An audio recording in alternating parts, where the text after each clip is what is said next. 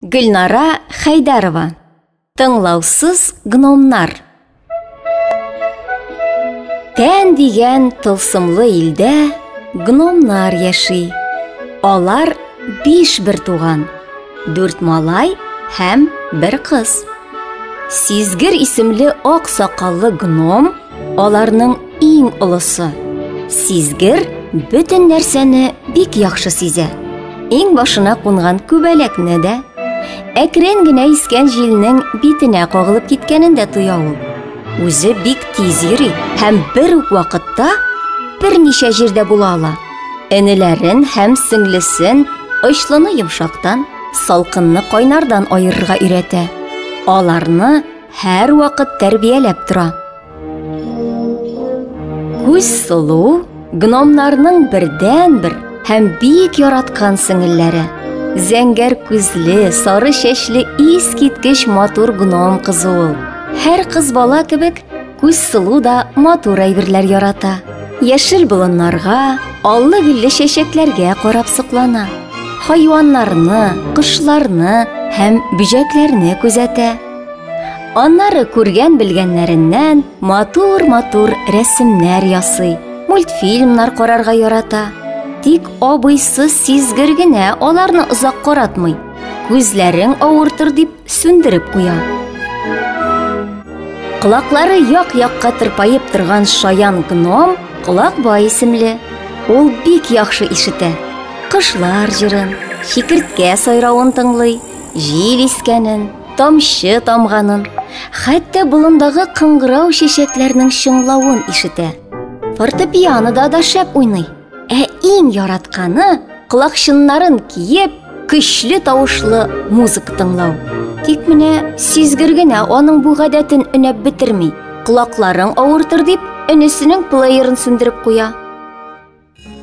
Зур борынлы, яшел күзле гном малае Борынҗан исемле. Ул бик яхшы ис сизә.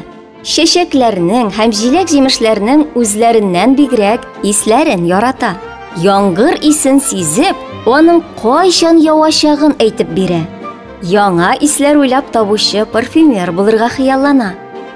Урманнан ландыш һәм лилия чәчәкләрен алып кайтып, көннәр буе аларны иснәп утырыр иде ул. Тик абыйсы сизгер рөхсәт итми. Чәчәкләрнең көчле исеннән башың авыртыр ди. Аларны йокы бүлмәсеннән балконга чыгарып куя.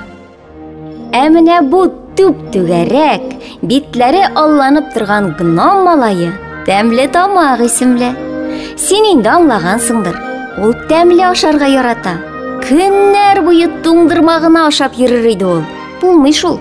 Абыйсы сизгер файдалы ашлар, җиләк-җимешләр һәм яшелчәләр ашарга куша. Туңдырмадан эшең дә, тамагың да авыртыр ди. Нәни гномнар сизгернең ярамыйларыннан бик туйдылар. Һәм бер көнне абыйларына йокы үләненнән чәй ишертергә булдылар. Йокы үләненең исе дә, тәме дә юк иде. Шуңа күрә сизгер берни дә сизмәде. Чәйне эчте дә тирән йокыга талды. Нәни гномнар моны күргәч бик куандылар. Күз сылу рәттән 10 мультфильм карады. Ә Колакбай колакчыннарыннан рәхәтләнеп музыка тыңлады. Борынҗан ландыш һәм лилия чәчәкләрен бүлмәсенә кертеп куйды. Тәмле тамак суыткычтагы бөтен туңдырманы бер утыруда ашап бетерде. Иртә белән аларга бер дә рәхәт түгел иде. Нәни гномнар урыннарыннан да тора алмадылар. Күз сылуның кызарган күзләреннән яшьләр ага.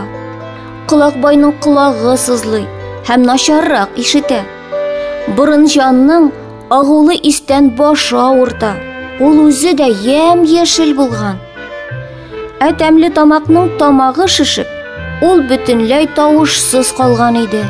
Сизгер йокысыннан уянды да тизрәк нәниләргә ярдәм итәргә тырышты. Ул тыңлаусыз нәниләргә шифалы чәйләр, дарулар эчерде. Күз сылу, Колакбай, Борынҗан һәм тәмле тамак бик тиз савыктылар. Хәзер инде аларга абыйлары каршында бик оят иде. Сизгер аларның сәламәтлеген саклаган икән бит.